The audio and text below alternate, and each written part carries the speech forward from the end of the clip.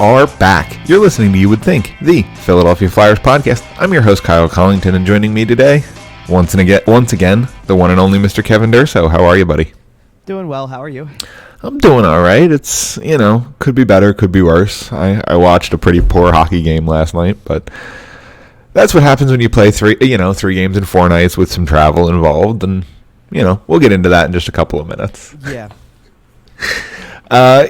Yeah, I'll be honest too. I didn't have a ton of energy last night. Like, it was a little bit of a struggle in my own right to just be up for it. Be present for it. Well, yeah, kind of. I mean, it wasn't like, hey, it's 3 and 4. Like, there was only one home game this week, so it wasn't like it was busy or anything like that. It was just tired, and I even tweeted after the game was over. I'm like, I wrote down a headline to do takeaways, and then I went, you know what? Not tonight. I just need to be better enough that when next week starts, I can just go through and do my normal thing.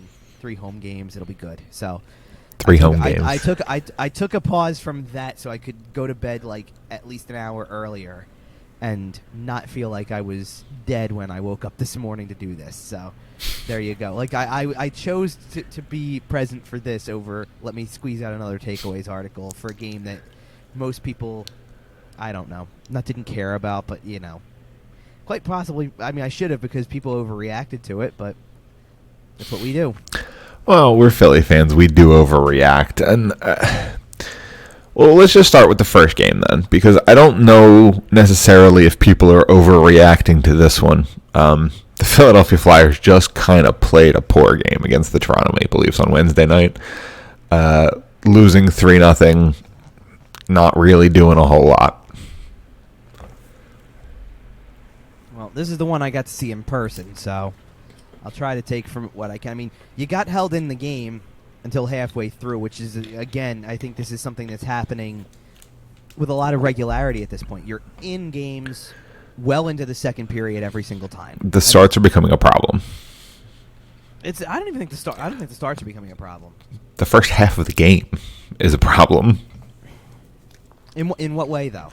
In the fact that, like you said, 3 out of the last 7 games, there's no shots, no offense, no generation, nothing. I don't think that was the case last night. I think last night, when we get to it, it's that they missed the opportunity. That's fair. To jump on a team. I mean, let's put it this way: what was the difference between the game last night in Dallas or the Vancouver game on their first back-to-back 3 weeks earlier or 2 weeks earlier, whatever it was? They scored 2 goals in the first 10 minutes of the game in Vancouver, and then got the goaltending to hold on to it for the rest of the way. They didn't score at all in the first period of the game last night, and then Dallas got their legs under them after that, and the Flyers had nothing left, and they lose as a result of that. And you can't come in, jump all over a team, have a great start because you're getting shots on net. You're doing things to generate. You get 2 power plays, too, and do nothing with it. This was different. I'll give you this one. This felt like the Calgary game. Yes. This felt like a dud. Now, I don't want to just completely – like, they had 11 shots in the first period, so I don't want to make it seem like they didn't get shots. I mean, they had 4 shots against Calgary midway through the second period. Right. Like, that's a big-time problem. They had 11 in the first period of this game, and I thought that Jack Campbell, who had the shutout in goal for Toronto, was vulnerable in the first period. Lots of rebounds. There was one that came out to Sean Couturier that hopped his stick just barely, and if it sits, he's scoring. Yeah, and it's a whole different game at that point. Probably. Yep. And I think that's part of the problem with the offense drying up right now. Like, it's no secret. They're not scoring goals. Yep. I mean, we're up to, I believe now, I can go to the last 8 games, I believe it is. I know that when I went on the air ahead of Friday's game against Carolina, it was 9 goals in the last 6. So they've played 2 more since then, and they've totaled 4 goals in that time, 2 on Friday, 2 on Saturday. So it's 13 goals in the last 8 games. That's still under 1.5. It's not getting it done. Not good enough at all. Because you don't win scoring 1 goal a game, obviously. I mean, that means you need perfection in every other way possible. It doesn't work like that. I don't know, and I don't know what necessarily can be done to solve it. I think the biggest thing that can be done to solve it is you've got to start scoring on the power play. Yeah, the power play has been very, very poor. It's one thing to talk about. Like, I do think, and they did eventually get a goal in Saturday's game. I'm like, the process looks better. That's one where you actually normally can sit there and say, yeah, you know what, the process looks better, and it's That's easier true. to say, and it's easier to say when you're winning. If you're scoring well at 5-on-5 and the power play's taking some time to get worked out, then okay, so be it. But this was, they had 4 power plays against Toronto. Let's go back to that game specifically here. 2 of them came in the first period again. So here you are with an opportunity to potentially jump in and see what happens, see what you can do when it comes to what you do for yourself at this point. See if you can't help yourself get an edge, see what you can do. The thing that happened, I mean, I guess it's easy for it to happen in all 3 games to an extent. I mean, they did win the game on Friday, but all 3 games this week they gave up the first goal. Yep. And see, on one hand, I don't want to overreact to anything. Because to me, this is normal. You're going to go through stretches. You're going to have times when things aren't very good. The Flyers actually had a stretch 2 seasons ago, right around this exact time of year, where a lot of things weren't going right. Yep. That was right around the time the team found out about the Oscar Lindblom cancer diagnosis. Right? This was before that. It was right. This was the dip before that. Right. I'll go back and I'll pull it up really quick because it's not hard to find. They had lost. Okay, so they had won 4 games in a row, and then got to play Washington, who was the best team in the league at the time. This was that stretch where they played the best team in the league. It was like the best team in the league 4 games in a row or whatever, right? No, that wasn't that. Okay, no, because there's no way, because I know that the next game was not the best team in the league. Okay, because so they play Washington, they'd won 4 in a row, and they do their part. Because a game goes to a shootout, they lose in a shootout 2-1. So you're in it the whole way. You lose in the skills competition. It happens. And there's no harm, no foul to, hey, they got points in 5 straight games, not wins in 5 straight. Then they played Ottawa on the road and lost 2-1. Gotcha. And so the scoring is drying up. Yep. A little bit, And that was still bad, Ottawa. They had won, I believe, 2 games in a row to that point, too, before that. Like, before the Washington game, 2 games in a row via the shootout as well. So that means you're only scoring 2. So you're only scoring 2 in 65 minutes. You scored 1 in 65 minutes against Washington, 1 in 60 against Ottawa. You came out the next night, jumped all over the Islanders for a 3-0 lead, then blew the lead and lost in a shootout there. And then had a horrible game in Florida against the Panthers, who were not as good as they are now at the time, and lost 5-2 in a game you really were never in. That was, I think, Morgan Frost's NHL debut. Okay. If that makes any sense now. So you were dealing with a little bit of stuff going on because Morgan Frost was obviously up in your lineup, but at the same time, you had to really kind of fight and claw your way back in for a couple of these games here where things weren't perfect. I mean, if you didn't go 5-0-1 in the last 6 games of the month of November, you were not having the same November that everybody talks about. Like, to that point, they were average in the month of November. Right.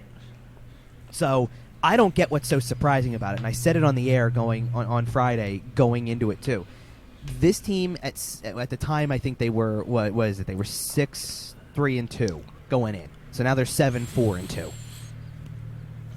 They were through 21 games 2 seasons ago, 10-7-4, which technically is not 500. It's below 500 if you really want to spin it that way. It's above hockey 500. It's above hockey 500. But you've lost more games than you've won. Yep. And you only have 24 points in the standings through 21 games. And yet by March, there was no doubt in everyone's mind that this team was making a run. Yep. Well, and here's the other thing that's super, super, super important to mention about this team. Saturday was the first game that they had their full lineup, or what is close to their full lineup. That was the first game, right, where we saw the actual team that Chuck Fletcher intended it to be. So I think that also needs to play a part here, right? We're approaching the quarter mark of the season. We're not quite there yet. We still got a little bit of time. But right. I mean, but see, right now, what people don't understand, I don't think, is you need 8 points to get to that mark in the next 8 games. That's it. Right. You win 4 of the next 8, and you're at the same mark that you were, point-wise. And let's be clear about it in a different way, too. Let's not even do it by the points. Let's do it by the wins. You had 10 wins in 21 games 2 seasons ago.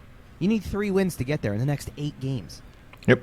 You don't Team's even need fine. you don't even need to win half of the games to be where you are at that stage. Things like I saw it the other day too. I'm trying to remember who had tweeted it out because it was a couple. It might have been Charlie O'Connor who tweeted this part out too because he said something about they're on a going into Friday I think or after Wednesday's game they were still on a 104-point pace. Yeah, and the absurd part is that you're still paced to finish like 6th in the Metro at that pace. Well, you won't if you do that though. That's the thing. No, I know, Well, but it's just absurd. Well, and here's the thing too. Okay, if you're having at the very least, let's be real about this. If you're having games that come across as a total dud, that come across as totally awful, look at who you have gotten up for in the last 2 weeks. You got up and played a great game against Washington, and then you rallied back to win a game in Carolina in regulation. Both of them.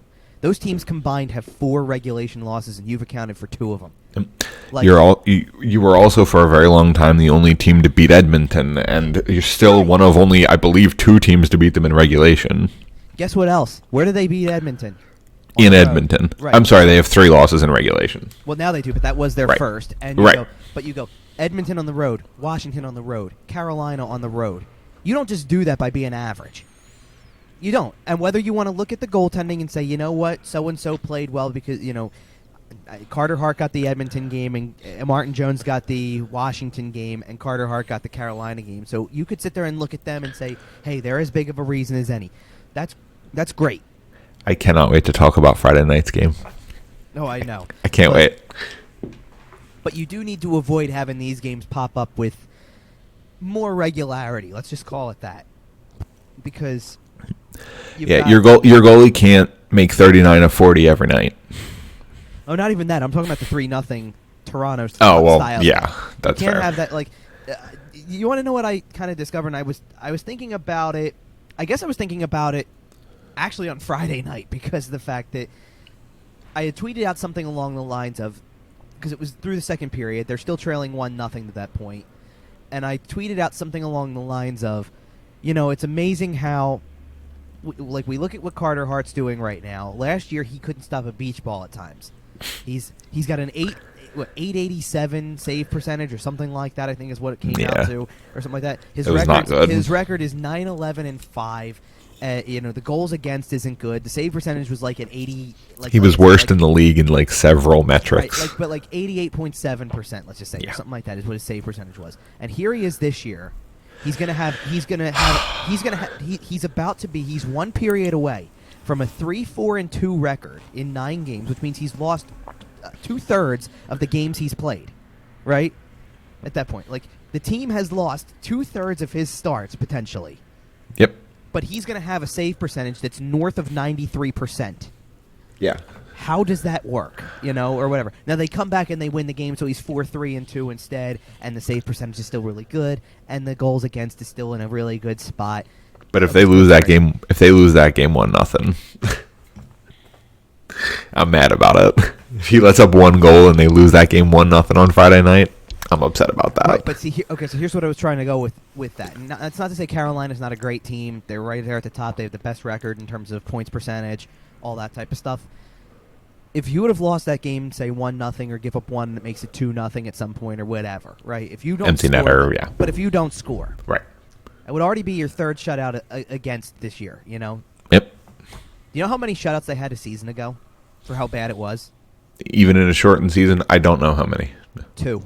Wow, really? Yes. They were only shut out twice last season. I went back because I'm sitting here thinking, I know there were games that were awful or whatever. There has to be. No, they lost more times, probably by the score of 6-1, where they got that one lousy goal when it was 4-0 or something like that, than they did actually get shut out. The only 2 shutouts, totally polar opposites of each other, by the way, were the 9-0 game against the Rangers, and then a 1-0 overtime shutout loss to the Islanders.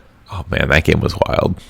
But that's it. I'm sitting here going, you mean to tell me I'm not even worried. I'm not going to be surprised if they get shut out maybe 3-4 times in an 82 game season. It happens. But you're gonna twice in the first month is concerning. But you're going to tell me not only has it already happened twice in your first 11 games at that point, but it was almost going to happen for a 3rd time in 12, and you didn't have 3 at all in a year where it was god awful sometimes, and you still played 56 games. And it didn't happen. They went. I'd have to go back and check exactly when it was, but that Ranger game which was the first one, was March 17th. You had played for 2 months before you were shut out by a team technically. And look, I'd rather sit there and talk about the fact that every dull game we've seen, pretty much with the exception of last night's, has been a shutout, as opposed to how many dull games did they play where they scored 1 goal but lost by 4. Right. I'd rather talk about the fact that most of the other games that they've lost, you sit there and you go, well, they're competitive. They're in the game. You're invested in the game for most of it. I mean, there was still even a reason to be invested in that game. Late second period, it's 2-1. They give up the goal they gave up then was horrible. You can't. I mean, that was, I even tweeted it, shades of last season. Here's a goal, gave it back 26 seconds later. That stuff can't happen. But beyond that, they even scored midway through the third period with the power play goal, and you're sitting there going, if they just score one more really quick, you're back to kind of have it. But I was even thinking that, like, as it got down to like about 5 minutes to go, where I'm going, if this was a 1-goal game, man, are they still in it? You know, right? Like if it's one, I mean, it wasn't obviously, but I'm like, if you only needed one, and you're making even just the slightest push in most, you know, in some of those situations. Because they did seem to have better skating legs again in the third. Like, they seemed to have, like, a slight push until it just kind of got to the point where nothing was working and they couldn't get set up. And they probably tried a little too hard to do the cross-ice gripping the sticks a little bit, yeah. Well, to do the cross-ice stuff, because there was no way that pass from Cam Atkinson was going to work. No. There was no way. But beside the point, it was just one of those, like, you don't want to keep saying it was one of those nights that many times 13 games into your season. Right. But at the same time, I feel like we can point to the same issue for the whole thing. It's right. It's scoring. It's not like you're getting poor defensive play in most of the games. They gave up 5 goals last night, and it's the first time they've given up more than 4 goals since the opener. Right. Without an empty netter, I'll say, because they lost 4-0 to Calgary with an empty netter. They lost 4-2 to Florida with an empty netter. Like, you're not. That's the first time a goalie gave up 4 goals. Right, since the opener. So you haven't given up goals in abundance by any stretch. You're still a really good defensive team, all things considered. I think that what you needed to do, or not needed to do, but what needs to happen eventually is, I mean, because Keith Yandel hasn't looked very good in the last few games. He's probably the only one I can think of who hasn't looked very good from a defenseman standpoint. Like, Justin Braun did an admirable job without Ryan Ellis in the lineup. He did. Ellis needs to just get his footing about him, but he played a lot of minutes. I wouldn't be surprised if in the next game he looks closer to normal already, because he seemed it. And I wonder if that'll lead to Provorov Ellis, and then maybe you can put Braun with Yandel. It already did, because I think they were using that in the third period anyway. So they didn't. It got to a certain point where they said, "Forget easing him back in. We just got to go all in." Right, we're trying to win this game here. But even the Ristolainen and Sanheim pairing has been better of late. Man, Travis Sanheim had a rough week. I feel like, man, I like Travis Sanheim. I really do. I've liked him his whole time coming up. He is not having a good season. I'm watching him turn the puck over. I'm watching him take stupid penalties. I'm watching him, for some reason, try to go coast to coast, looking off forwards on the rush. I don't. How many penalties has he taken this year? Because I feel like he hasn't taken any. Has he not? I thought he took a couple bad ones. I might be wrong about that, but I just feel like he's been in poor positions, and it just. He has a grand total of 4 penalty minutes this season, and none of them in the last. He hasn't taken a penalty since the Calgary game. Oh, okay. So it's not whoever you're thinking of penalty wise. Right. It's not him. Yeah, it must not be. We'll talk about this. I'm not disagreeing with some of the other stuff. I don't agree with you that this week was that poor for him. Okay. Because I think that in the grand scheme, first of all, I do still have last night's up. I can check the others as well, but let me see if there's anything, because I don't believe they were. He was on the ice for the first goal against. So was Ristolainen, but that was a deflection from a really weird spot. So it's probably more just a good deflection. It was the Yandel and Ellis were out for the second goal. Provorov, Braun for the third goal. And Sanheim's out there on the penalty kill for the fourth one if you really want to go there. But no. Like, it's not the same. It's not the same thing as looking at what forward group was on the ice for most of it. I guess I'm disappointed. I'm a little disappointed in the goal that came 26 seconds after, where it is at the time anyway, your top defensive pairing on the ice at least. That's a little concerning. I mean, I get that it's the fourth line out there also, which is not a good look, but No, it was not a good look at all. All right, let's talk about this Toronto game a little bit before we move on from that. right. Is there really anything else to say about it? Right? I mean, Toronto's a really good team, so I don't Right. think that there's no shame in losing to that squad. no, but I think there is not shame, but like there is disappointment. You should have put forth a better effort. I think there's just disappointment in the fact that you started to, as the game went on, not generate. Right. It looked like he gave up on that game. I don't even know if it's that they gave up on it. I mean, it's just one of those things. I mean, they actually had more shots, but there was nothing. It's score effects. Right, but it's nothing inside. Like, I think I remember seeing the heat map after that game, and it's like one team had a giant red spot close, like from the circles, and another had like just a smattering of green around the entire zone. That was the Nothing Flyers. close. Yeah, like Yeah. it was not good at all. Like The shot generations were not quality. right. Yeah, but overall, I think you just kind of got outplayed by a good team who came in and had a very good night. It was it was just not. Jack Campbell played very well. I think that if we would have, I don't know if there's a good way to go look at it, but I think if we would have looked at the heat map after the first period, it would have looked a lot better than it did for the whole game. And again, I think you just missed your chance. You missed your opportunity to really try to generate. And man, I mean, that was in that game in particular. The power play was the worst I've seen it. Yeah. The absolute worst I've seen it. And those are your opportunities. It was, which is why after kind of one of the big messages after the game was, it's not just about not scoring; it's killing momentum. Like you can't just have that bad of a power play where you go, well, now we don't even have the momentum. They've got it all. They just take it away because they had the better of the play and whatnot. You know. Yeah. Well, all right. Let's move on to something a little more fun. This one. Oh, when the Flyers rolled into Carolina on Friday night, I don't necessarily know that I was expecting that kind of game, but I suppose I probably should have been. Carter Hart single-handedly won that game. Not single-handedly, obviously, but pretty freaking close. Right. Stole you those 2 points in Carolina on Friday night. So let's talk about something here with this for a second because Okay. I just mentioned 3 out of the last 7 being kind of the somewhat duds, like rough effort kind of thing, like you know what I mean, like Yeah.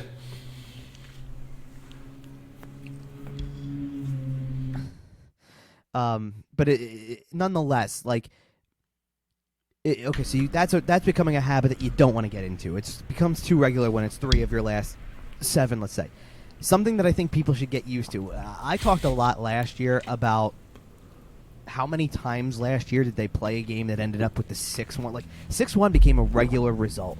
Yeah, it Like, really did. I think it happened like 4 or 5 times in a 56-game span. Yeah. Like it was pretty rough. Buffalo. I'm going to tell you right now that if this team is going to have a lot of success this year, I'm noticing a trend. Get used to the 2-1 2-1 wins. result Yeah.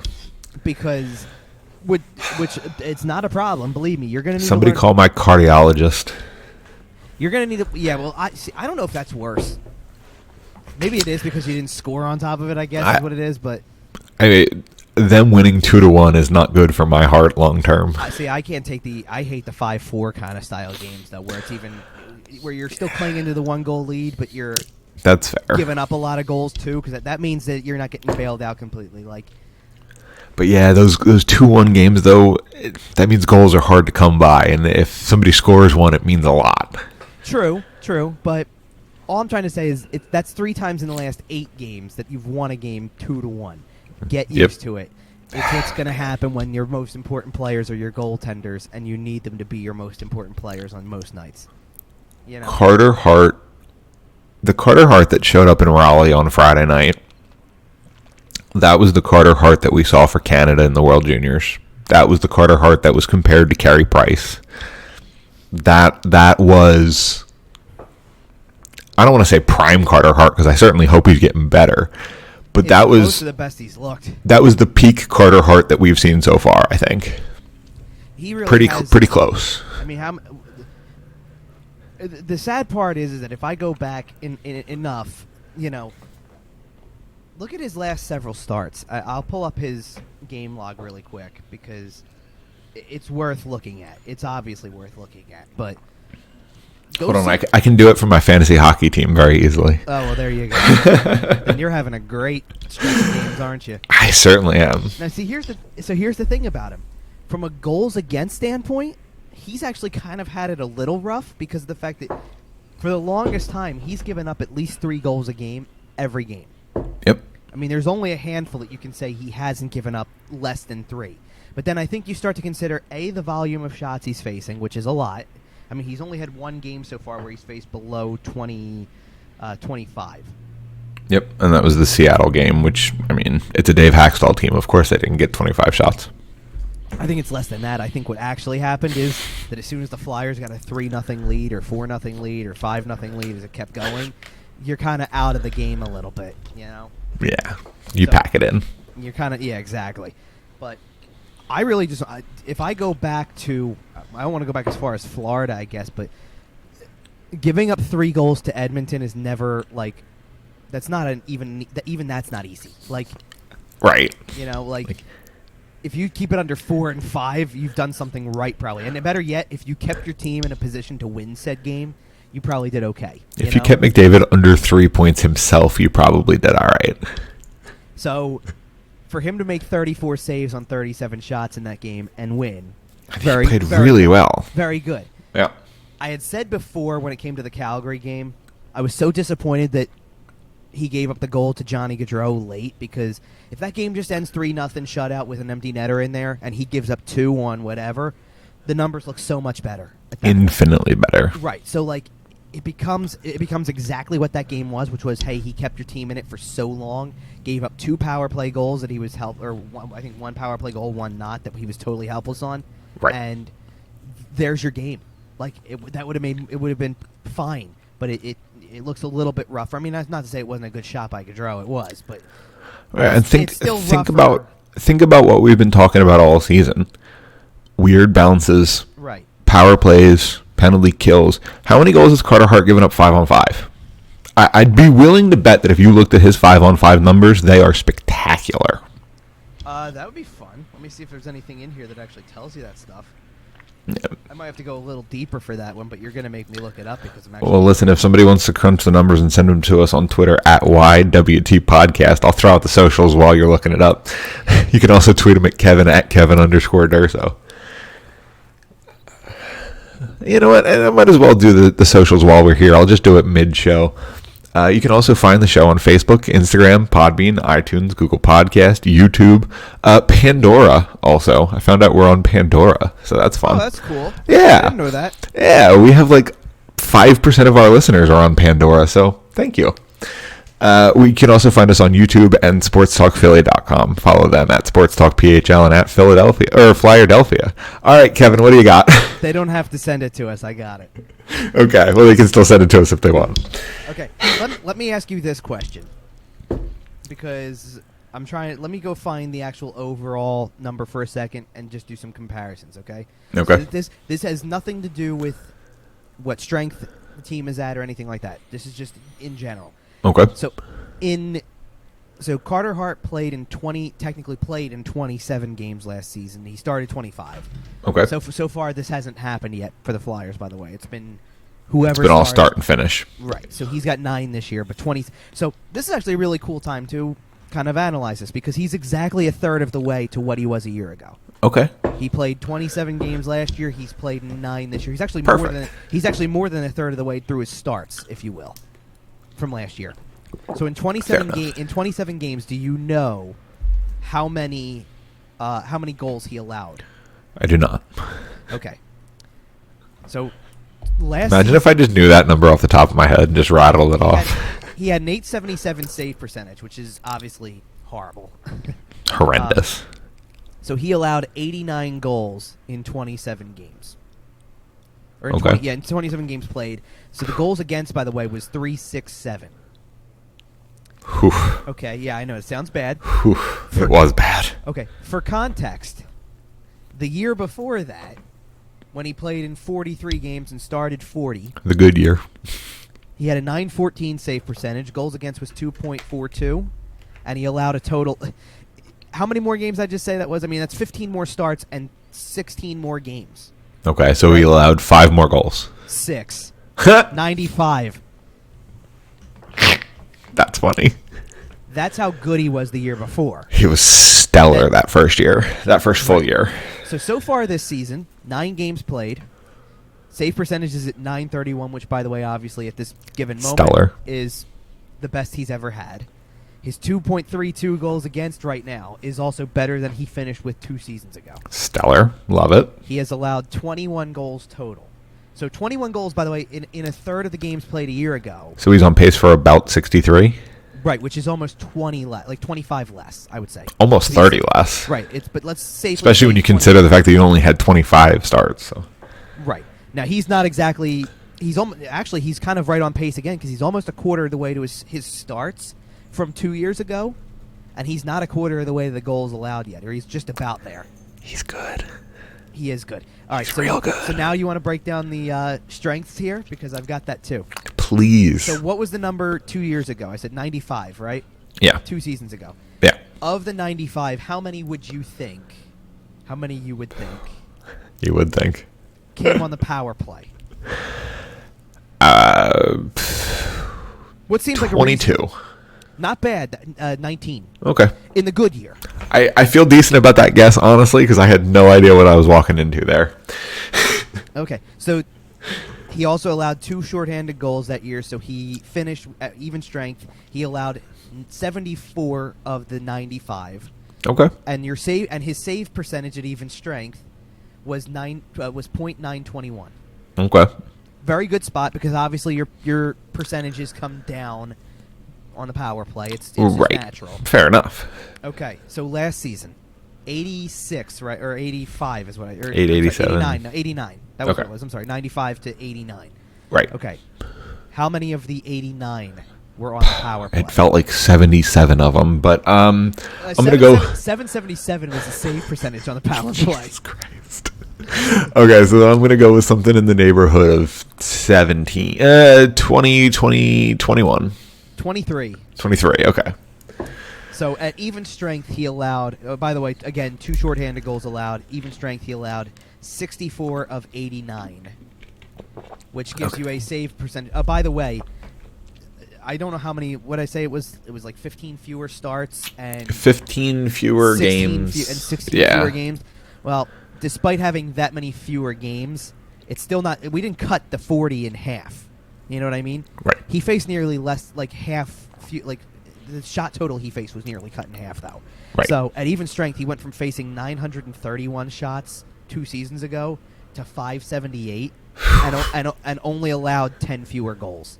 Jeez. So his he was bad last year. So his save percentage at even strength was .889. Yeah, Carter Hart was horrendously bad last year. Okay. So All now right. you want to go to this year. Yep. I want his... All right. 21 goals allowed. You Okay. all right. So you have a theory on how many do you think have been allowed so far this season on the power play? 4. No.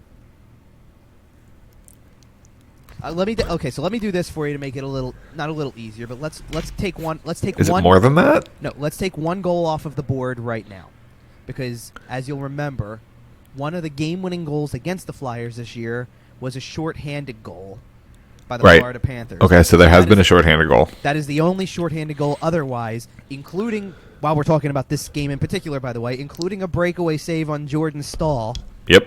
at the end of the first period, he has stopped the other 7 shorthanded shots. Okay. The second one that Stahl took, by the way, didn't count. Oh, did it not? It did not count. They only gave them 1. Trash. Sure. So how many on the power play? 7. 7? Oh, so he's been spectacular at 5-on-5. Okay, thank you. Do you know what his save percentage at 5-on-5 is? It's got to be north of 940. It is 9:45. Jesus. Carter Hart for the Vezina. He is stopping. Sunday, November 14th. Carter Hart for the Vezina. He's not going to get the Vezina without the wins, though. Okay, but if he keeps I know playing what at you're 9:45 even strength, they're going to get the wins. They're going to. Kevin Hayes is back. Ryan Ellis is back. Presumably, Cam Atkinson will score again. Okay, so here's the thing. Then I gotta ask you this. Then, so he started 9 games already out of 13, and there's pretty much no doubt in my mind. Like, I don't even know which game you give Martin Jones this week. If you give him a game None. this week, You have a goalie who's 23 or 22 years old and playing at 9. He's 23. 23. I'm sorry, and he's playing at 9:45 even strength. You give him all 3 games this week. Yeah, do you know what? Do you know why I'm bringing that up? Because everybody on Friday was doing the Taylor Swift lyric thing. Right. I wanted to make a 22 reference, and I'm like, he's 20. He's still 22, right? You can't Look do at him it. and went, Nope. He's 23. Damn it. The next game, the next game Martin Jones should play should be either the 23rd against Tampa or the 24th against Florida, and only because it's a back-to-back. Probably Florida, but I'm going to leave that up to the experts, but I just mean that. If Jones didn't just go last night, I would have actually considered letting Jones play Calgary. Nope. Martin Jones is golfing this week. Goodbye. You show up and sit on the bench. Thanks, Martin. No, you know what? Hold on. I'll tell you which game Jones gets. I know which game Jones gets. The answer should be none of them. No, you give him Boston because he already played them once. He did play really well against them. So you give him Boston because of the fact that he's seen them before, so you try to go off of that. Now, granted, they've Maybe. seen him too. Well, So- right. Well, and I think Carter Hart deserves the chance to prove that he's better than he was against Boston last year. He does. I'm not saying he doesn't. I'd really like it more if they were playing a team like, I don't know, Ottawa in the middle of all of this. Oh, one other thing I did want to mention about Carter Hart's numbers while we're still touching on that. Well, he's the whole subject of this game anyway, so Yeah. we might as well just talk about him and put him up on a pedestal. He's also playing incredible hockey Right. on the road.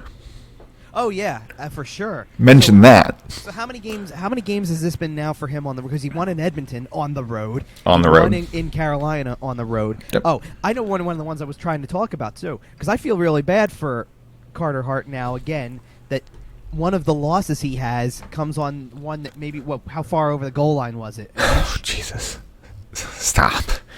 No, I'm saying like that. I know. No, I know. That's what's going in right now. Like, Yep. That's all that's going in right now. We've talked about it all season. And how many, and like, okay, 13 even strength goals, right? Okay, yeah, I want to go and find something really quick because I have something else to point out about this. 13 even strength goals. And I'd be willing to bet if you and I went through all of them, and I certainly don't think we should for the record, but I'd be willing to bet that if you and I went through all of them, at least 4 or 5 that I'm thinking of off the top of my head were deflections or weird bounces or defenseman puts it in or Carter Hart is stopping everything. I'm not trying to go through all of them right now, but I went back to one thing in particular because it's going to make the numbers look even better. So I already okay. So let's talk about the shorthanded goal for a minute because I mentioned that it came against Florida. He actually made an initial save and then it was banked in off of him Right. from behind the net. Yes. Okay, so Yeah. that's the first one. Tough to fault him when there was nobody else around to take away the possibility of that shot going back toward the net in the first place. He's down and out. He made the That's initial number- save. That's all you ask. Yep. Okay, so that's number one. How about we go back to the very first game of the year? First of all, that's where 2 of those power play goals come from, 2 out of the 7. And then, oh, by the way, you also had, first of all, again, one of them is banked off the boards and off of his feet again. Yep. One of them is one that Weird he doesn't balance. play. One of them is when he doesn't play well at all, so it gets caught under his skate. He doesn't know where it is. It goes in. Fair How enough. about the one that Chason scored on the power play that was a rebound that basically Travis Sanheim knocked right back to him. Yep. So they couldn't clear from in front of him. It ends up going in after he made a great save there. But that's also what I'm trying to get at is that 2 of the 7 power play goals and 2 of the 13 even strength goals were just in that game. Yep. So Carter Hart's a brick wall. So 8 games since, he's allowed 11 even strength goals and 5 power play goals and 1 shorthanded goal. Hi. So in Is he good? So for all the goals against that he's allowed, technically, for all the times I'm going, oh, he's given up 3 in this one, he's given up 3 in that one, whatever. Let's see. Did he even have a chance against any of the ones in that Calgary game? Did he even have a chance against the ones against Toronto? Did he even have a chance against Edmonton? Well, Edmonton's tough. I was going to sit there and say, what about the even in the Pittsburgh game? The Pittsburgh game, the first one's a deflection right in front. They didn't give him any help at all. It was a quick little throw it to the net, and the guy tipped it, and it was in before you could blink. The one crosses the line by an inch. Kind of like the one Sagan scored last night. Just a little bit, yeah. Not much Jones can do on that. But I'm just thinking about all those. Like, I'm trying to remember who was the other. The other goal in the Pittsburgh game. He goes down early because it was blocked on the way. The guy whiffed on it. Gensel whiffs on it, and then regains control and shoots. And he's already played the initial shot, so it's not really on him. You're trying to that's kind of tough luck. So my point there collectively is you're talking about how I just rattled off. I don't know how many goals. I just rattled off all 3 against Calgary, all 3 against Toronto, and all 3 against Pittsburgh, which accounts for 9 of the whatever number of goals that were left. What did I say? It was 11 and 5 and 1. So that's 17 goals. I just rattled off 9 of them. That aren't his fault. We've made several comparisons in this show to the team from 2 years ago and kind of the dip they went through in November and blah, blah, blah. I'm telling you right now, if this team does what that team did, right, and starts steamrolling through February and March, beating everybody, looking like the hottest team in the league, Carter Hart's winning the Vezina. Maybe. I don't know. We'll see. I'm not going that far. Oh, you're thinking about it, though. You're thinking about it. You know what I am thinking about, if I'm being honest, though, when it comes to him? Everything about this particular game is exactly the way you should feel about him. And I was already asked about it earlier or a couple weeks ago when he got the shutout against Arizona. But I'll kind of echo it again. It was... I know he's on his game when he's tracking well and all that type of stuff, but what you're getting from him right now, especially in a game like this one, is you kind of already know in the back of your mind if it's routine looking, if it doesn't look all that complicated, it's probably getting stopped. And to have that level of confidence in your goalie is a huge thing. And he's making it look easy. He is back to making it look very easy. It's very important. Goaltending is absolutely natural for this kid. And you can just say it. And he looks like, he looks kind of like the guy, even back to his junior days, where when they didn't win gold the first time around, he took it personally. And I'm going to be even better the next year so that... MJ style. Right. Like, I think you're seeing a guy who was not pleased with himself at all. And... again, recognizes that the team took a leap of faith on him. Stella has her groove back. I like that. But yeah, so I don't think there's much more we can say about him specifically. I mean, to go off of the rest of the game, by the way, big time gut check win for the Flyers in general because you're still down 1-0 going to the third, and everything that Carter Hart is doing for you at that point, it doesn't matter because you haven't scored a goal yet. So Joel Farabee gets a goal off the nice set play, bank pass up. That was beautifully executed. Right, and he flies in and just goes right after it and gets the goal. And gets his first point since the 3rd game of the season. And then as much as we can look at the next night, as much as we can sit there and go, well, the 4th line being out there for a lot of the problems and things like that, they gave you the game-winning goal in the game before. You know, it's just working hard, creating a play, and getting a nice deflection. And there's an element of excitement when that happens. By the way, I'm not trying to sit here and tell you, I know they're not your prototypical 4th line by today's NHL standards. You don't really need to have that many rough and tumble kind of guys, right? At this point, Flyers probably have 1.5 too many in the lineup, roughly. What you really could use in the grand scheme of things is probably a line, and I don't want Scott Lawton playing center necessarily, but I would sit here and tell you that if your 4th line, and I'd said this about this right before we started recording because Oscar Lindblom had a terrible game on Saturday, but I don't love him on your 4th line in that spot, but I think I would if you would have told, if you tell me that your 4th line in the grand scheme of things is Lindblom, Lawton, Wade Allison. I was gonna say, does Wade Allison slot in there really, really nicely when he comes back? That doesn't feel like the rough and tumble 4th line. That feels like a 4th line that you're just trying to... That feels like a 4th line with some grit. Play, yeah. Some grit, some edge, but still has some touch, some scoring talent. Right. Yep. I mean, I'm trying to figure out who else kind of falls in place after that. I guess I'm trying to do it in my head here. JVR, Brassard. I'm missing a forward. That's what I'm saying. Like 'cause Morgan Frost.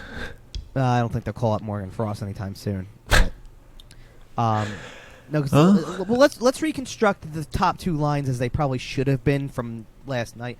I guess I'll flip over to this one too, because we might as well. Well, because it's important to do this because now you can start to reconstruct it with the first two players mentioned in there. We have to talk about Kevin Hayes and Ryan Ellis for sure. And as bad as the game was, like Ellis definitely needed time to get his, definitely needed time to get his legs under him again. But Ellis, I think, looked more, I don't want to call it natural, but looked more like he was back into the groove a little bit more as the game went on. Like I agree. They kind of dropped the ease him back in thing pretty quickly. Hayes, on the other hand, had some good jump in the early going and then kind of lost it. Which makes a lot of sense because he's a guy who didn't really have a training camp and it's his first game back, whereas Ryan Ellis has, played a couple games, had full training camp, and was also on the fence for a while. So you kind of expected him to come back and be 100%. Yeah, and I don't know how to feel about that because, like, I sit there and I go, there's a part of me that sits there and goes, if you were going to try, like, as soon as I mentioned he was campaigning to play on this trip and all that stuff, I'm sitting here going, I know I get it in his head. He wants to get out there as soon as possible. I don't know that I don't love him playing Saturday. I don't hate it either at this point, but here's what I'm getting at. I don't understand how it was going to help him any when you don't get that day before. Like, there was not even so much as go have a skate beforehand. If you would have taken him on the road and said, "Here's a like if it's last week's road trip, let's say they play on Thursday, he's not going to play, but after that you're going to have another day on Friday, whether you practice or you don't. But this way, then you're still going to skate on Saturday. You're going to do something that resembles, let's just work some stuff out. Let's figure out what our lines are. Let's do a quick little run through, and then he leads the stretches because he's going back in, and that's the end of that. There was none of that. You had to just jump right in following a game. I think I would have liked for him, if it was known for sure and certain that he was going to play at any point on this road trip or play on Saturday, I would have loved for there to have been a day where they could actually practice with him in the regular rotation of the Lions. Right. Which is why I think that knowing they were going to have a day off today, that they're going to practice tomorrow, and he will be fully part of that at that point, back in the line, like in his normal line slot, all that stuff, and you actually get to practice like that instead of not. Like, I don't think he even had a practice with his regular line to that point, Well, and here's the other thing, and maybe there's a chance that Kevin Hayes talked to Alain Vigneault because he specifically wanted to avoid this. But to me, I don't love that his first game back, his first game since the passing of his brother, his first blah, blah, blah, is the team's third game in 4 nights on the road. Okay, that part I agree with you. And again, maybe he asked Alain Vigneault, hey, listen, let me do this on the road. I don't want to do this at home. Like, please let me, and maybe, I don't know. I don't know that home road has anything to do with it. I don't know. Maybe he doesn't want to, I don't know. Friends in the, anyway. To me, I think you let him take the day. You let him practice, like you said, get in the flow, get in the groove, blah, blah, blah. Come back at home, massive applause, starting lineup, right. Do the whole thing. Well, that was what That's your first game back. And that's what I had figured, because there were two things that I had figured with this. Number one is exactly what you just said. You give him a chance to start off right off the bat on home ice. That first game immediately, what are you going to get? You're going to put him out there. First of all, the place is going to go ballistic. Well, first of all, it should already be a decent crowd because of the fact that it's the Hall of Fame night. Right. So you're already going to get people in the building for that. Now on top of it, all you have to do is say, welcome back Kevin Hayes, introduce him as the starting center that night, and the place is going to go nuts the way they did on opening night when he was just standing on the bench in his suit. Now that's how you sell out the building against Calgary. And so you would have had that. And now... it didn't happen on Saturday anyway, so this still was the chance is still there nonetheless. But what you gave him was, you're not just playing Tuesday night at home, you're playing Thursday at home, and you're playing Saturday at home. You have a good long time to get in the flow of things at home. Not just getting in the flow of things, but my thought is that we all know what's gonna, like, that first goal is gonna be emotional. So why not give yourself 3 chances to have the great Lou Nolan say your name, scoring a goal, and the place go nuts for you? If they win on Tuesday and he scores, he's the first star. Done.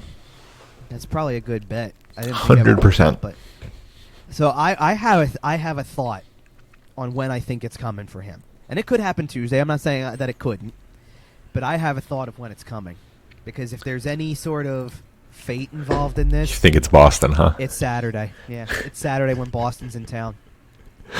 Okay.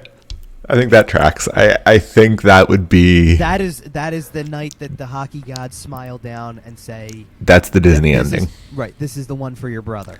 That's the Disney ending. But, like, let's be real. If we're asking the hockey gods for things, isn't the dream ending of that story really that he wins it for his brother? The whole thing? Isn't it? Isn't that the best ending? Hockey gods? Isn't it? Well, I hear you. I'm just pitching it. You know, he gets to raise the cup, point at the sky. You know, he gets to sob his face off. It'll be great. Right. Regardless, the other than Kevin Hayes being back and Ryan Ellis being back, the overall effort on Saturday night, we've talked about it. It was right. It was a battery empty effort for the most part. Right.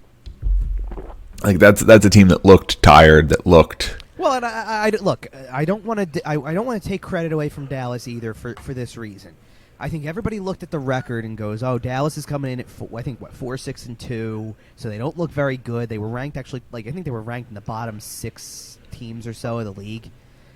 So I think people look at that and go, "Well, they should win." And a week ago I would have told you that that's absolutely the one game that you needed to come away with a win in. If you could win one of the other 2 on top of it, that's great. Right. But you got to beat Dallas. I think you got to win that game because they shouldn't be on your level. When in doubt, beat Dallas. But the thing here for me was that there was a lot lining up for this to not play in the Flyers' favor. One being, and I've seen it mentioned a couple times, they're playing their 3rd and 4 nights while Dallas has been home since Monday and didn't play since Wednesday. Yep. So how does that work out that you get 2 days off in between that game while the Flyers have played 3 Playing a times back-to-back on road games with travel, with travel to a different time zone. That's Right. not a short trip by any stretch. Not compared to some of the other short trips that they've made. Let's just say that. Right. It's not a bus to Long Island. It's this isn't even. I'll give you one for the plane perspective of it. Then this isn't. Hey, we played in Ottawa one night. We have to hop the plane to Montreal the next night. right. 20 minutes away by flight. Right. This is not a quick little shot over to the next Canadian city or whatever. I mean, even the way they did the Western Canada trip by the end of it, they played in Calgary and we went, yeah, probably spent because it's 3 and 4, and they just traveled back from Vancouver. One thing I also noticed, I don't know which broadcast you were watching last night, but I was getting I was getting the Stars broadcast through ESPN Plus, and they were talking about the fact that over the last 3 or 4 seasons, the Flyers have been major slump busters for the Dallas Stars, and you're going back to they hadn't had a win yet 2 years ago, and they got their first win in Philly. They mentioned on the broadcast 4 or 5 times in recent years where Dallas had lost 7 of 8, beat the Flyers. Right. 1-7-1, beat the Flyers. 3 or 4 different times over the last couple of seasons, and one of them made the joke, hey, maybe that's why they never turned it around last year, is because they didn't get to play the Flyers. And man, it hurt, but it was pretty funny. Well, I don't know if this was mentioned on that broadcast, but the local broadcast here had mentioned that the Flyers hadn't won a game in Dallas since 2014. So, wow. Yeah, so that's another it's kind of like a house of horrors for them in that town too. They just don't seem to win when they go to that part of it. It just doesn't seem to work out for them. But that's look, games like this happen. I'm not trying to you don't want to freak out yet, because look, they could get up for this week. They could come away with at least 2 wins again. This is the first week that we've been doing this show outside of doing the first one after only the season opener that we're not talking about 2 Flyer wins in a week. Yep. It could be way worse. Yeah, and the team is still in really good shape. We talked earlier about the 104-point pace. Well, yeah, you know why? Because at the end of the day, right now, they're technically holding the second wild card spot, and they're fourth in the Metro. You know what that is? It's exactly where I think a lot of people would have expected them to be. That's fair. And again, they haven't played their full lineup yet. Right. Now, Once last night. Right. Now, because this is the stuff that bothers me with this stuff. Like, it bothers me when I see people who talk about the lack of goal scoring and instantly want to pin it on the fact that they don't have a pure goal scorer. I don't disagree with you. My point is that I'd love to know how you think they're going to get that guy magically. Like, what magic beans do you want them to get that produces one, just like that? Right. What team is not in a playoff spot, has a 40-goal scorer, and is willing to trade them? And also, you need to make the money fit, and you need to send back assets back the other way, and. Right. Like, it drives me nuts when I sit there and see people who go, well, Chuck Fletcher wasn't interested in Jack Eichel. That's a bunch of crap.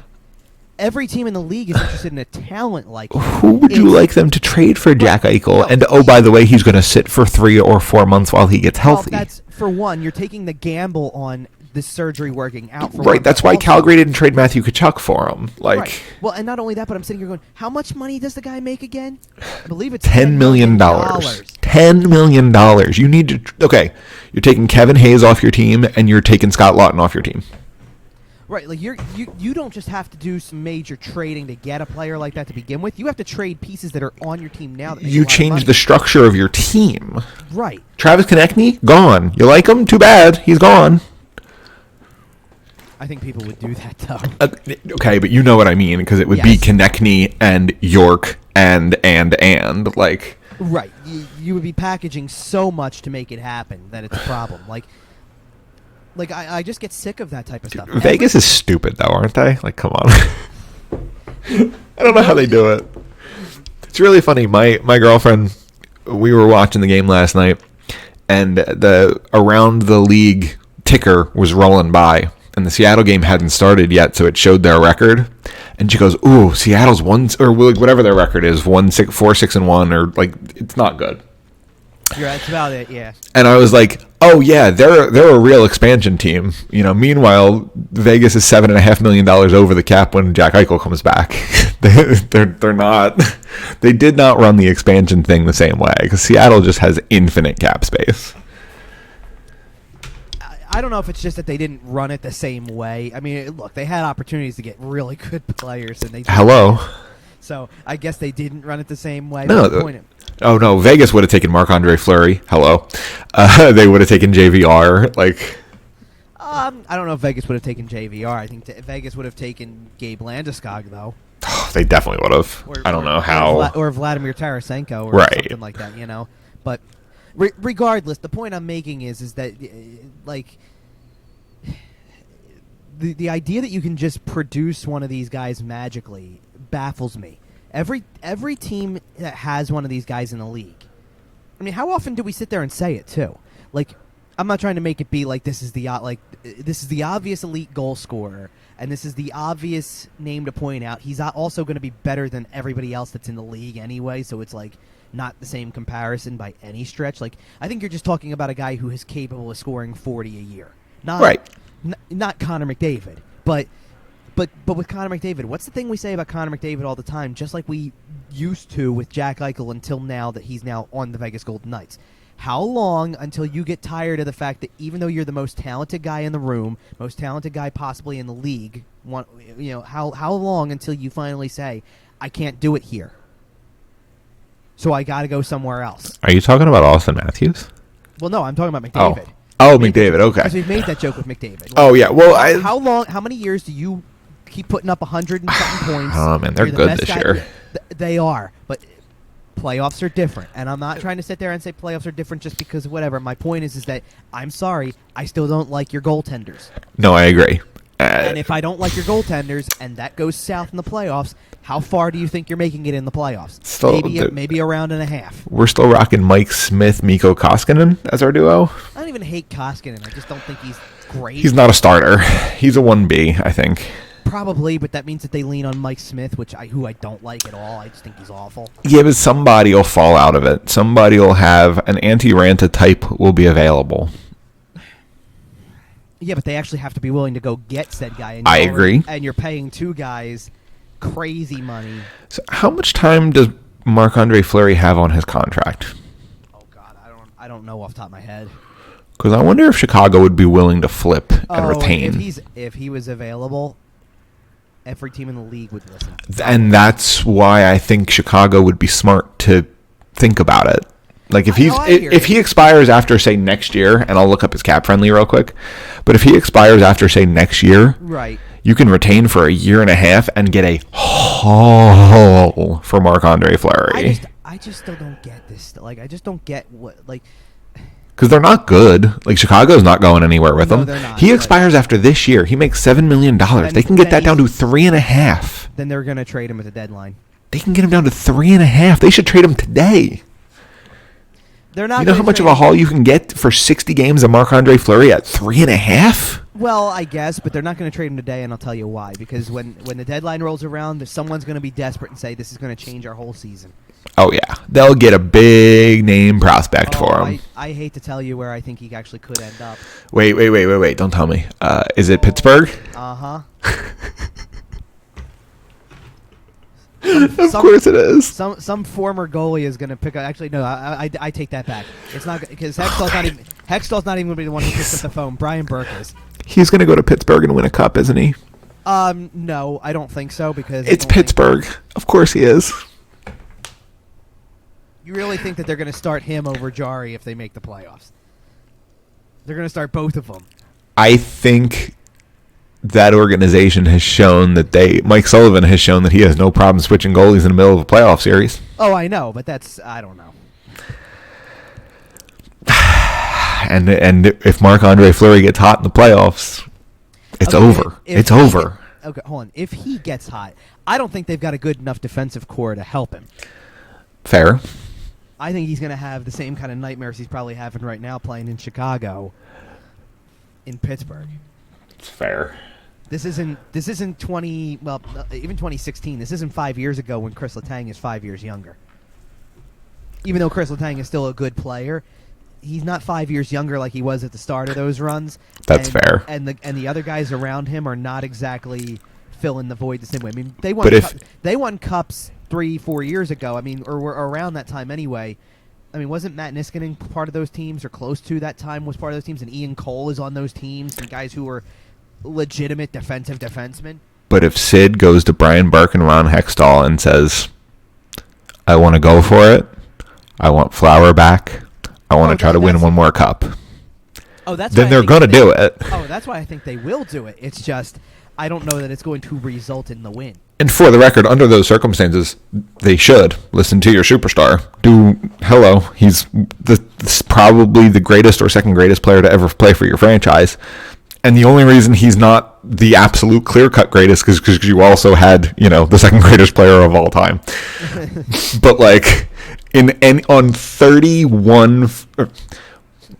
27, 28 franchises in the league, he's the best player to ever put on your jersey. Yeah, I got you. Yeah, I don't know, but see, it's funny you talk about that particular person though too, because it goes back to what I was saying about your top end guy. How do you get him? Chances are you get him because you sucked for 5 years. Because you threaten the league that you're going to move to Kansas City, or that you sucked for 5 years, and then become, you somehow or other win the lottery and get the pick. And you somehow won the lottery again, even when there was no season. It's crazy how that works. Right now, if you want to, I don't know that there was anybody even in that draft year that you could sit there and say, the Flyers had the number 2 pick, and you would have hoped that it would have resulted in a player like that, because that is how you get that guy. You hope he's that guy at the top of a draft, but nonetheless, I mean, there are guys I don't look at Nico Hischier as that guy either. That's fair. You want to think of the guy who's going to end up being the top goal scorer? It's going to be Jack Hughes. It's not going to be Nico Hischier. Correct. And that's fine. They don't need, at that point, then they don't need Nico Hischier to be that guy, because they've already done this however many other times. So it doesn't matter. But this is how Toronto ends up with Austin Matthews. This is how Edmonton ends up with Connor McDavid. And then not that far off from then ends up with Leon Draisaitl. It doesn't have to be the number one pick, let's be clear. It does not have to be the number one pick. It can be probably anywhere in the top 5. But the Flyers have only picked there once, and they got lucky to do it, and it wasn't the best draft. They got lucky to do it, and then they kind of got unlucky. Well, okay, but this is where I'm trying to go with that point. If we're looking in hindsight, who was the right pick at that time? Cale Makar. Okay, but is Cale Makar the goal-scoring forward? No. So then you still didn't get him. And to be fair, I think the second pick there is Miro Heiskanen, who is also not the high-end scoring forward. Right. But man, Makar Provorov would be fun. Oh, I'm not saying it wouldn't. No, I know. But my point is, even in a year when you thought you're going, but they did have a top 5 pick. And the forwards that you had to choose from were Hischier, Patrick, or Pettersson, and all 3 of them have had their share of struggles or injuries or something. To be fair, I'd rather have Elias Pettersson's career than Nolan Patrick's career. I would too, because Pettersson had a great rookie year and great second year and all that stuff. But this year, he's been pretty rough. Yeah. You got to just take it for what it is. He's had a rough year. So, I think you'd be experiencing the same problems. I think sometimes it just dries up, and you've got to have somebody snap out of it. You got to go right now. The 2 guys you should be looking at the closest, in my opinion, are Farabee and Konechny. They're the 2 guys that really, I think, when you look at who you've drafted, you sit there and you go, well, you're the guy who has that potential. We've seen it from you. Where is it? You got to eventually get it out, get out of your head and just go back to playing and trying to create as best you can here. I've stated on this show that I think Joel Farabee ends up being a 40-goal scorer for this team. And he's up to, I think, he's up to, 4 goals now? Yeah, he's got some work to do. Well, he doesn't, though, because he has spurts like that. Yep. This is what I'm trying to get at. 9 times out of 10, I look at something and I go, I got a tweet the other day, or during last night's game, I think. I'm trying to go over and see if I can look at it really quick. Or someone tweets, or I went they need to do something with how inept this team is on offense. Are they even capable of scoring 3 goals? And I want to reply back. I get where it's coming from now because you've won a lot of 2-1 games. You're not scoring a ton. I get it. But I want to reply back and go, well, they did in the beginning of the season. So Are they capable? Absolutely they're capable. Yep. This is what I tried to say about the Boston game and the Edmonton game in particular. You just showed right there what your potential is. You can do this. Now, can you do it consistently? Is that what your identity is going to become? That's what they have to determine. It has nothing to do with whether or not, are they even capable? If they've done it once and against teams like that, if they've done it against Boston and done it against Edmonton and teams like that, then yes, they're capable. That's not a question. They're capable. It's just a matter of where is it right now? Why has it all gone dry? I mean, can we get it consistently? Right. Even in years past, it's been, at least one line has been going when the others don't. So if we're sitting here telling you, be patient with Kevin Hayes because he's just coming back for the first time, and oh, by the way, if he's playing with Farabee and Atkinson, and they're dry, then Couturier, Konechny, and Giroux, or whatever combination up there, maybe they're the ones doing the scoring. And you kind of just have to run with that. I just remembered who you were missing when we were reconstructing the bottom 6. Who did I miss? The guy we have a tab for. Oh, that wasn't what I was thinking at all. Oh, was it not? Okay. No, I wasn't. Sorry, I was just going through it. I'm like, wait a minute. We were going through the bottom 6, and we were talking about kind of the construction of the 4th line, and the construction of the 4th line has changed dramatically because Nicolas Aube-Kubel is no longer an option. He was waived on, was it Thursday, claimed Friday? Yeah. Nicolas Aube-Kubel is now a member of the Colorado Avalanche. We talked about it a little bit before the show. I don't really know how to feel about this. I've been pretty critical of Nicolas Aube-Kubel.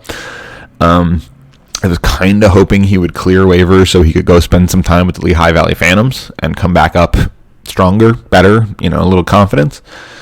Instead, Carolina went yoink. Colorado.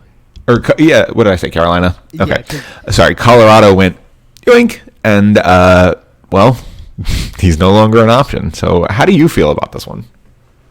kind of mixed. He's a replaceable player. I mean, Yeah. It was pretty. Here's the thing: it was pretty clear at this point that he was at the very least number 13, probably closer to 14. I think what happened is less to do with whether or not, because I don't think he's a bad player. Like, I know that that's an easy thing to say. Like, for a lot of people, they go, "Oh my God, I hate the guy. He sucks." All that stuff. Like, I see it all the time. That's too easy, and maybe or maybe it's not that it's too easy, but where I sit, that's not how we evaluate. We don't just evaluate off of he sucks. I mean, people say, I'm not going to tell you people up there don't say it, but they don't write in their scouting reports. I won't tell you that people right here haven't said it. No, I know, but people don't write in their scouting reports, this guy sucks, you know? I mean... Have you read Nick Seeler's scouting report? Like, can you confirm that, or... Because if anybody's going to get it written, holy... I didn't think Sealer did that bad for being a 7th for as long as he was in there. I don't think he's higher. Like, I don't think that I would feel more like I wouldn't feel less comfortable if Sam Moran played in that spot. Like, if you needed a guy, then that's who's playing. Right. He's obviously hurt though, and there's no timetable for his return either. So that's what kind of becomes annoying. Like, for as many times, and this was said, I had this sent to me a lot because of Ellis. Your best ability is your availability. Well, Nick Seeler went out in the preseason and blocked a ton of shots that he didn't have to in the preseason to kind of stand out, and then did it pretty well for the first few games when you didn't have somebody, whether it was Ristolainen or Ellis. Like, I thought he was fine for a little while, and then you know what? It probably was. I'm gonna take a guess that it was probably around when you crossed over the 2-week threshold that you kind of reached the end of the road. You're like, yeah, he's done. We've seen all he has to offer. Mean, you're not going to sit here and tell me, like, I'm sorry, I can't, based on my own way of watching this game, I felt way better with Nick Seeler back there than I did with Nate Prosser back there. Like, that's valid. I don't think that that's a stretch. That's all I'm trying to say. It's a 7th defenseman. They're not asking him to be a regular, but they didn't have a choice. That's fair. A guy is hurt. What do you want? You're right. But back to Nicholas Obey-Cabell. No, so I don't evaluate people like that. I can't just sit there and tell you a guy sucks or whatever. Like, it's just not the way it is. Look, to be honest, here's what I don't understand to an extent. I don't understand how he dropped off a cliff so quickly to go from a great play driving bottom 6 forward, sometimes to the point where he wasn't even the tweener type. He wasn't even the he's too good for the AHL but not quite there at the NHL level. He was actually kind of the in between your 3rd and 4th line kind of bottom 6 guy. When he was on. Because 2 seasons ago, on top of the fact that he was driving play, he could score on occasion. Like, he was actually scoring some goals and scoring some big goals at times. I mean, think about the round robin game where he scores 2 against Tampa. He's scoring goals. He's actually got an involvement in this game beyond just being a checking line forward. Right. Rather than just eating minutes. You know what I mean? So that should have, and I felt like I was the most impressed with him 2 seasons ago. I thought like he was the most impressive player to me, like in terms of improvement. I was so impressed by that, and you kind of thought they have a piece here. They have a guy who fits that bill of what the 4th line should be. He's not going to be out there just trying to hit people or just trying to stand his ground defensively. He's going to try to drive play, which is all you can ask for from your 4th line. It's not a matter of how often he scores a goal. It's why it's a fit when you put a guy like him with, say, a guy like Scott Lawton. If they go out and do nothing more than just drive the play a little bit, then that's, a good place to start. Just keep the other team on their heels just a touch. Right. Or at the very least, keep them out of your own zone for prolonged periods. If you're going to play the neutral zone game with them, by all means, spend 45 seconds to a minute playing the neutral zone game. That's all that you're being asked to do. Yep. But that just dropped off a cliff last season and so far this season. I mean, he did not show – I'm not going to say he didn't show any signs of improvement. Some of the play driving was back, but he did it kind of carelessly. The penalties were still there. It felt a little 2 steps forward, 1 step back. Except sometimes it was 1 step forward, 2 steps back. Right. I mean, you can go and look in the grand scheme of things, but I go and look at some of the replacement level guys that you're talking about for this team. That he could have been, he could be on the roster as opposed to them, and I don't know if anybody has more like minor penalties. Nate Thompson has 29 penalty minutes, but he took a big chunk of that because of the fight against Seattle. I think he got a 10-minute misconduct on top of it, so that goes into it. Like, there's a whole lot of stuff. Like, when you take half of your penalty minutes just because I fought a guy, you know, same thing. Zach McEwen fought a guy, too, at one point in time, so he's only got 6 penalty minutes the other way around. Patrick Brown doesn't even have any. Patrick Brown has 10 penalty minutes in his entire career. Right. I think Abe Kubel had that already. At least. Or at least between the preseason and the regular season. Oh, for sure. But it's just not good. And I get not concerned, but it's like I kept getting concerned with him. Like, he wasn't doing enough to keep his place in the lineup, and that's why he was bounced back and forth. I know people think that like there's this love affair with Nate Thompson and with guys like that. There might be, but there's not exactly anybody who's knocking on the door that makes you say, I have to consider what to do with this guy. You know? Right. Like, I think down the line, you'll start to think that way with McEwen. I think that you'll sit there and look at Zach McEwen and Patrick Brown and go, well, they're probably the interchangeable too, because I don't want to sit Lindblom or I don't want to sit, you know, insert name here. And now that Hayes is back, it changes the game. Like, that's why they waived the guy. And in fairness, I maybe people wouldn't have cared, but if you place either Brown or McEwen on waivers, they're going right back where they came from. Yep. Vancouver and Vegas are lined up and ready to go because that guy's available again, and they probably didn't want to do it in the first place. Vegas, how many people in Vegas were pissed off that he was on waivers and then got claimed to begin with? Like, there were people who were disappointed. I wonder if this was a little bit of a, or no, that was, never mind. Now that they've got Eichel. Well, I mean, who knows who knows who's going to hit waivers out of Vegas? Well, but here's the thing about that though too. See, like, you could think you might think that would like hold them off from doing something like that because you're going, well, they just made this big trade. If Eichel's not playing for 3 months, 4 months, whatever the hell it is, they got time. Not just time. You've got the cap space. You don't mind having an extra body at what Brown makes. That's fair. But all right. Well, I mean, I think that sums up kind of about Nicholas Aube-Kubel. He was a good flyer, but I don't think he'll really be all that missed.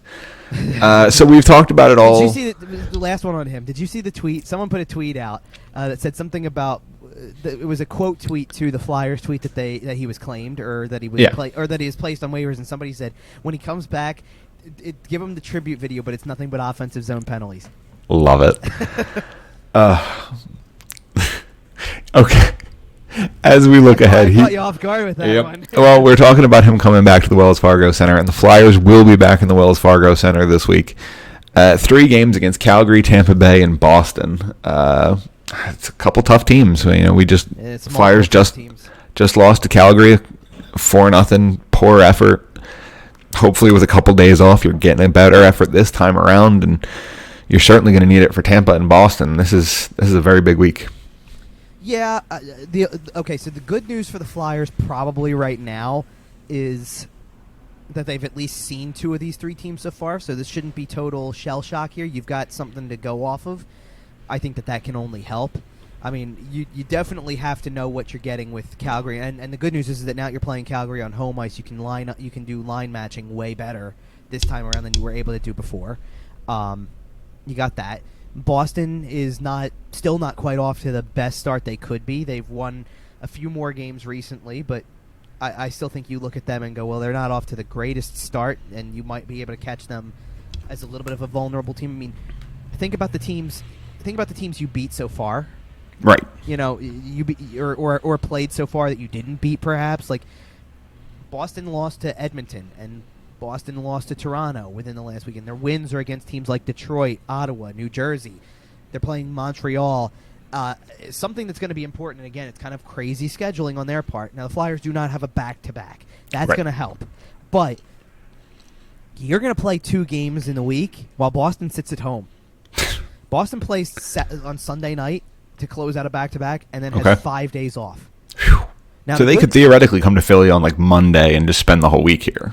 They could if they really wanted to, right. I guess. I doubt they're going to, no, but they'll come in on Friday afternoon and be ready for Saturday night. But right. But beside the point, Now, see, one thing that they do have that's kind of interesting is they do have a back-to-back that weekend, so they are going back to Boston after playing in Philly and have Calgary that night. Imagine they come to Philly on like Tuesday and just buy tickets for the Calgary game, and they're just sitting in the crowd. That'd be funny. It would be really funny.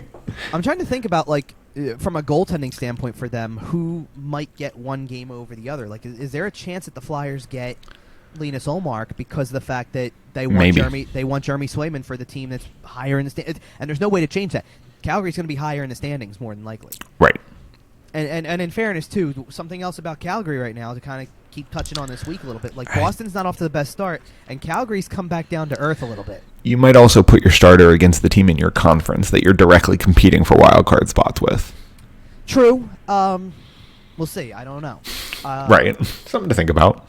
Well, and right now, Calgary's hit a rough patch, a big-time rough patch. I mean, they won that game against the Flyers relatively convincingly. It was their sixth in the – I mean, well, relatively. It was convincing, let's be real. It sure was. But that was their sixth win in a row, and now in the – I'm trying to count the number of games on here. They played 6 games since. They'll have played 7 because they also play on Sunday night, Sunday evening-ish, whatever you want to go with.